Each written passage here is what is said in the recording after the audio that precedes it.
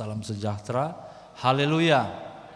Oleh anugerah Tuhan kembali kita bisa bertemu dalam pelajaran Alkitab yang saya sampaikan pada minggu yang lalu. Jika saya diberikan kepercayaan, maka saya akan menjawab beberapa pertanyaan yang masih tersisa dari kegiatan tanya jawab kita akhir tahun yang lalu. Dan saat ini saya akan menjawab satu pertanyaan yang penting. Pertanyaan ini mengutip sebuah ayat dalam Matius pasal 12. Mari kita buka bersama Matius pasalnya yang ke-12, ayatnya yang ke-31. Sekali lagi, Matius 12 ayatnya yang ke-31. Kita baca bersama, yang sudah ketemu katakan amin. Dalam nama Tuhan Yesus Kristus, Matius 12 ayat 31, 1, 2, 3. Sebab itu aku berkata kepadamu, segala dosa dan hujat manusia akan diampuni, tetapi hujat terhadap Roh Kudus tidak akan diampuni. Pertanyaannya yang masuk ke saya pada akhir tahun yang lalu adalah, seperti apa konkretnya dosa kepada Roh Kudus yang tidak akan diampuni? Bukankah Allah tidak membedakan dosa kecil maupun besar? Lalu ternyata ada dosa yang dikatakan secara jelas tidak akan diampuni. Jadi seperti apa konkretnya? Saya jawab Bapak Ibu Saudara, setidaknya dari sudut pandang gereja kita melihat dan setuju bahwa tidak ada dosa kecil besar. Semua dosa itu sama dalam artian mendatangkan hukuman, yaitu maut. Dosa apapun. Dan dosa akan berbuah maut bukan sekedar dosa perbuatan, tetapi dosa hakikat. Karena saya dan saudara, keturunan Adam dan Hawa yang berdosa, itu semua sudah masuk hitungan dalam hakikat dosa. Ada satu kalimat yang melukiskan itu. Manusia berdosa tidak bisa tidak berbuat dosa. Pasti berbuat dosa. Tetapi oleh anugerah Tuhan, oleh kasih karunia Tuhan, maka hakikat dosa itu dihilangkan. Pengorbanan Yesus Kristus di kayu salib yang kita peringati lewat perjamuan kudus, tubuh dan darahnya kita nikmati, itu menjadi lambang bahwa dosa sebagai hakikat itu sudah dihapus. Barang siapa percaya tidak perlu masuk dalam hukuman dosa, yaitu maut. Tetapi barang siapa percaya akan beroleh hidup yang kekal. Nah, dosa menghujat Roh Kudus posisinya ada di sini. Ada di ketika seseorang tidak mau menerima anugerah keselamatan itu. Masa ada orang yang tidak mau menerima anugerah keselamatan? Ya, karena dia ada di posisi menikmati dosa, senang dalam hakikat dosa, dan tidak mau mengubah dirinya. Minimal tidak mau mengubah cara berpikirnya. Jadi kenapa itu disebut dosa menghujat Roh Kudus? Kalau kita baca di Injil Yohanes, yang menginsafkan orang tentang dosa, yang menyadarkan setiap saya dan saudara bahwa ini dosa dan ini kebenaran, itu bukan diri kita, tapi Roh Kudus. Nah, Roh Kudus datang kasih insaf. Kita yang menikmati dosa menolak. Roh Kudus datang kasih insaf lagi, kita tolak. Begitu terus menerus. Sampai orang Pentakosta bilang, orang Pentakosta punya konsep, jangan sampai Tuhan tegoro. Tegurannya Tuhan itu bisa lewat khotbah, bisa lewat peristiwa, dan ada yang bilang, ini lewat kecelakaan nih. Itu teguran Tuhan tuh. Tapi waktu dapat itu kecelakaan, waktu dapat itu sial, dia bilang, oh ini ujian. Salah paham, padahal Tuhan suhabok parah. Dan itu terus menerus.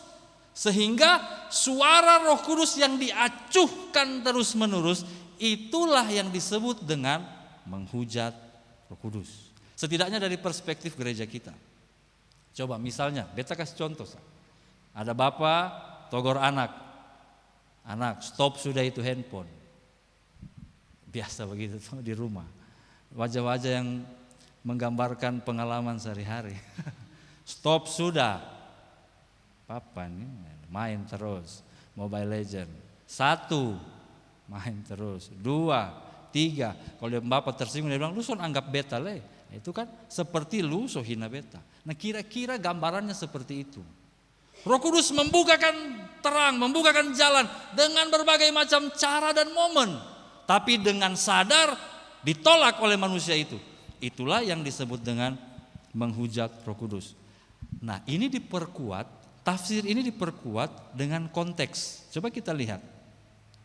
Konteksnya sejak dari Matius pasal 3, pasal 4, pasal 5, pasal 6, pasal 7. Itu Yesus itu sudah jalan mengajar. Mengajar tidak seperti para ahli Taurat, mengajar dengan penuh kuasa. Bukan cuma pengajaran yang penuh kuasa, lumpuh berjalan, buta melihat, yang membutuhkan diberkati, yang lagi nggak ada uang diberkati. Pokoknya segala macam mujizat sudah terjadi, pengajaran yang berkuasa sudah dia sampaikan. Tetapi di ayat yang ke-22 ada peristiwa. Di ayat 9 ada penyembuhan orang di hari Sabat dan seterusnya. Di ayat 22 ada peristiwa seseorang kerasukan setan. Orang itu buta dan bisu, Yesus menyembuhkannya. Orang banyak, ayat 23 bilang, ini agaknya anak Daud. Ayat 24, orang Farisi tidak mau terima. Orang Farisi bilang begini, dengan Beelzebul penghulu setan, ia mengusir setan. Jadi ayat tadi yang menyatakan bahwa hujat terhadap Roh Kudus tidak akan diampuni, itu ada konteksnya.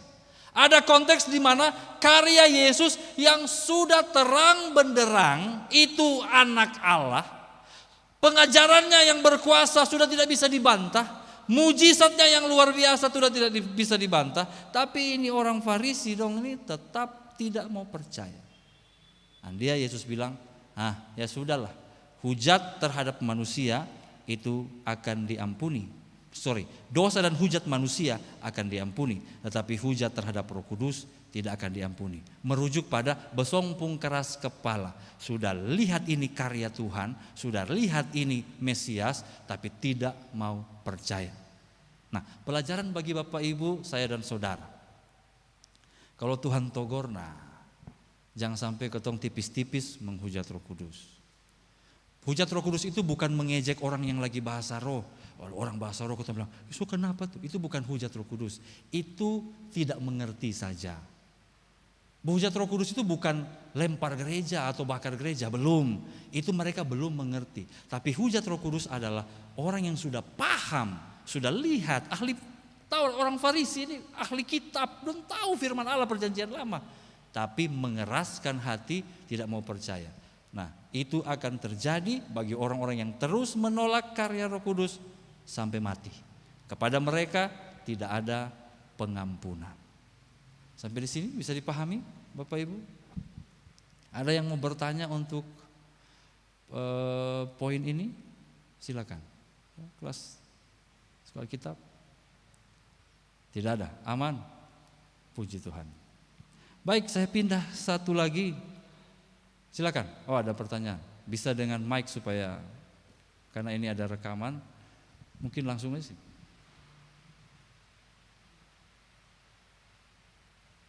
Di kamera justru Bapak. Baik, terima kasih buat kesempatannya. Tadi sudah dijelaskan tentang bagaimana sikap kita ketika yang akan menyebabkan kita disebut atau masuk dalam kelompok orang atau kelompok dosa menghujat Roh Kudus. Tapi yang ingin saya tanyakan begini, kalau penjelasan tadi sudah cukup jelas, bagaimana dengan sikap kita atau ada sikap dari orang yang sebenarnya dia percaya Yesus, tetapi manifestasi pekerjaan Roh Kudus itu dia kecilkan. Apakah itu termasuk kategori juga menghujat atau seperti apa? Mohon penjelasannya. Terima kasih. Jadi di sini mengecilkan manifestasi roh. Coba saya perjelas, manifestasi yang dimaksud mungkin bahasa roh, nubuatan dan sebagainya. Oke.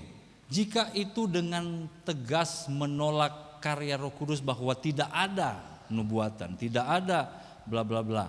Itu saya masukkan ke dalam intensitas. Intensitasnya seperti apa? Tetapi kalau bilang menghujat Roh Kudus itu memang sudah pada intensitas terbesar, sehingga suara Roh Kudus diabaikan, dan suara Roh Kudus yang mengajak kepada pertobatan, perubahan untuk keselamatan, bahkan sampai kepada pengakuan Kristus sebagai Tuhan dan Juru Selamat. Itu intensitas paling fatal. Tapi jikalau itu mungkin misalnya menolak karya Roh Kudus dalam hal nubuat, dalam hal bahasa roh dan seterusnya, saya pribadi memasukkan itu di kadar intensitas yang masih bisa dipahami kalau dia belum mengerti. Saya kasih contoh, papa saya waktu masih muda adalah pengikut gereja yang lain, bukan gereja GPDI. Setiap kali lewat gereja GPDI, orang GPDI zaman dulu kalau berdoa agak horor. Berdoanya begini. Masih ingat? Orang-orang lama, glory hallelujah. Tiba-tiba semua menangis. Papa saya lewat-lewat, dia baru dia bilang, ini gereja orang gila. Lalu ada orang bilang, Pak Gustaf, namanya Gustaf, itu karya Roh Kudus. Oh berarti dengan Roh Kudus gila. Nah itu kan berarti dalam tanda kutip ketong pikir itu menghujat Roh Kudus. Tapi di dalam ketidakmengertiannya.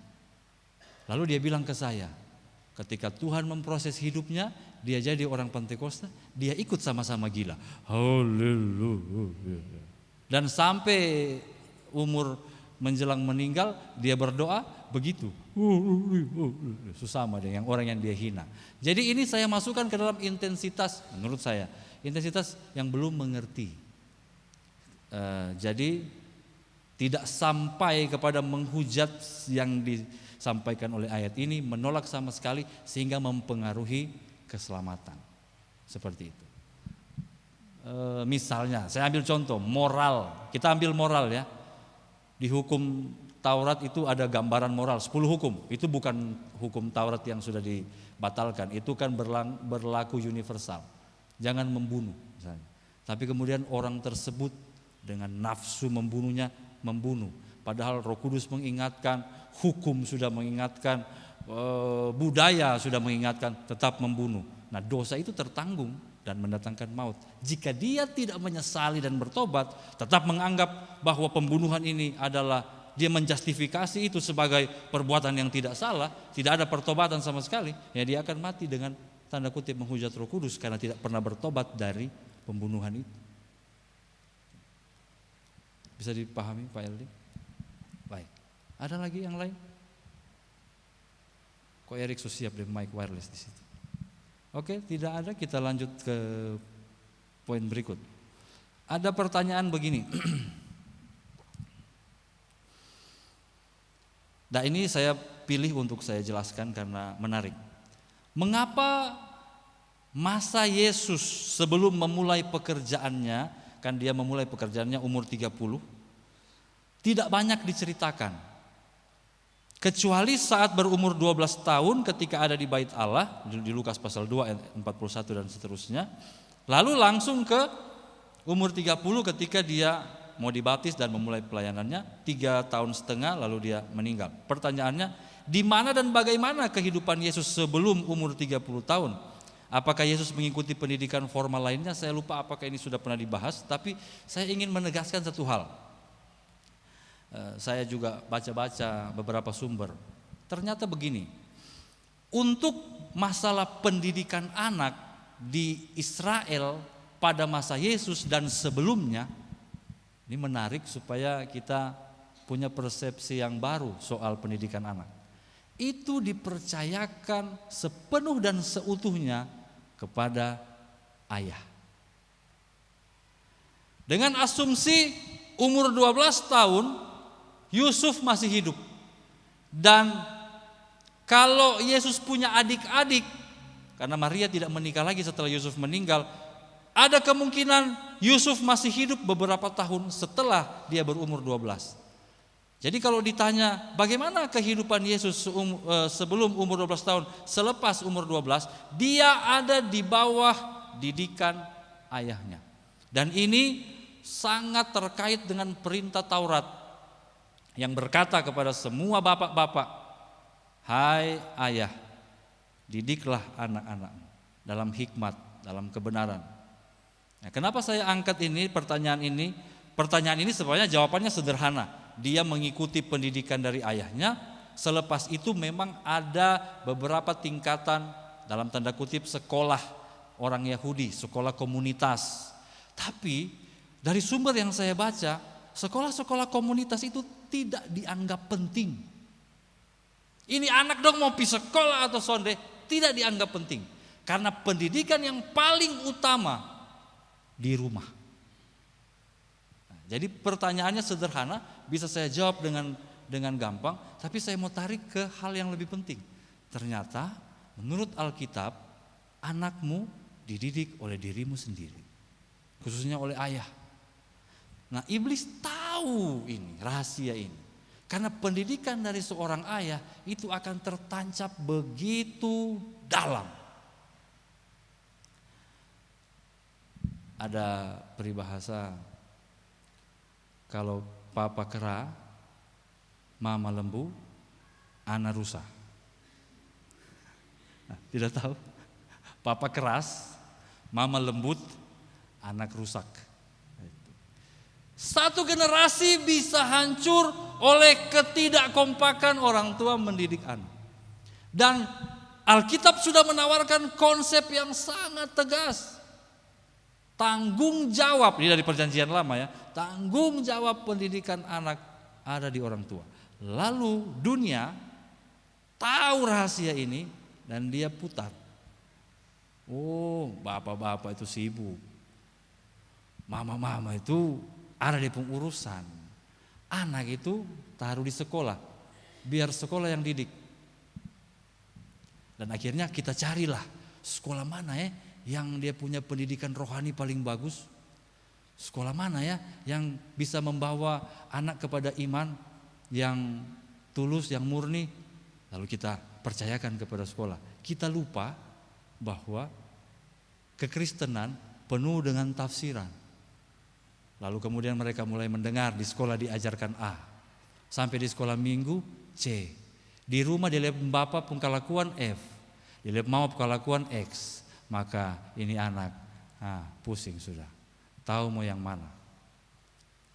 Jadi Bapak Ibu, dari pertanyaan yang sederhana ini saya sudah jawab ada di mana dia tidak ke India, dia tidak berguru pada Siddhartha Gautama karena ada yang bilang begitu, berguru pada agama Hindu dan Buddha.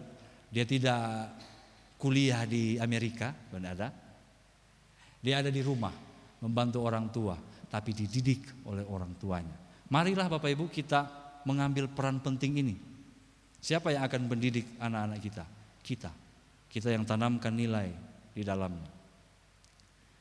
Kalau bukan kita, maka dunia siap mengisi nilai-nilai yang lain dan bisa membahayakan kelanjutan iman dan kehidupan mereka.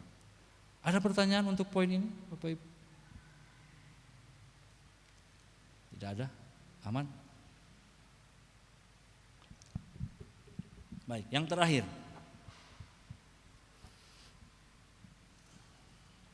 Yang terakhir, ada satu pertanyaan yang berbunyi begini. Bagaimana menjelaskan bahwa dengan adanya berbagai cetakan, versi cetakan Alkitab tidak memungkinkan terjadi pergeseran atau perubahan penafsiran akan firman Tuhan? Jadi diakui bahwa Alkitab yang kita pegang ini ada banyak versi, variasi terjemahannya. Bagaimana menjelaskan bahwa tidak ada pergeseran atau perubahan penafsiran? Nah, saya harus bicara dengan jujur sebagai orang yang belajar Alkitab. Pergeseran dan perubahan tafsir sudah terjadi.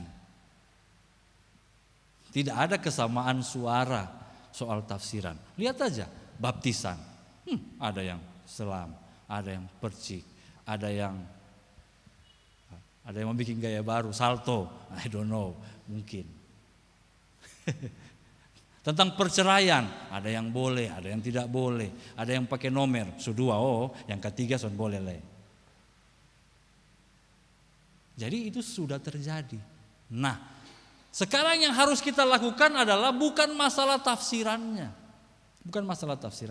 tapi disiplin belajarnya, Bapak Ibu. Ini saya tutup penjawaban pertanyaannya dengan ini. Disiplin belajar. Jadi, kalau kita mau mempercayai sebuah tafsir, kita harus kritis siapa penafsirnya. Lulusan mana dia? Ada belajar betul kosonde. Karena saking banyaknya versi tafsir sehingga ada banyak sekali perbedaan-perbedaan. Dan kita jemaat harus kritis. Saya sudah sampaikan akhir tahun yang lalu. Kita kalau untuk mobil saja, untuk rumah saja, kita pilih orang mau pegang. Mobil ada rusak di mesin baru datang siapa? Ini tukang kebun sebelah. Nah, memang buka tuh mesin mobil. Janganlah tambah rusak itu. Tapi anehnya dengan agama, dengan Alkitab, kita kayaknya lebih membebaskan. Dengar sah, bagus nah. Jangan, kritislah. Karena ya ini ada perbedaan tafsir. Bagi yang belajar Alkitab,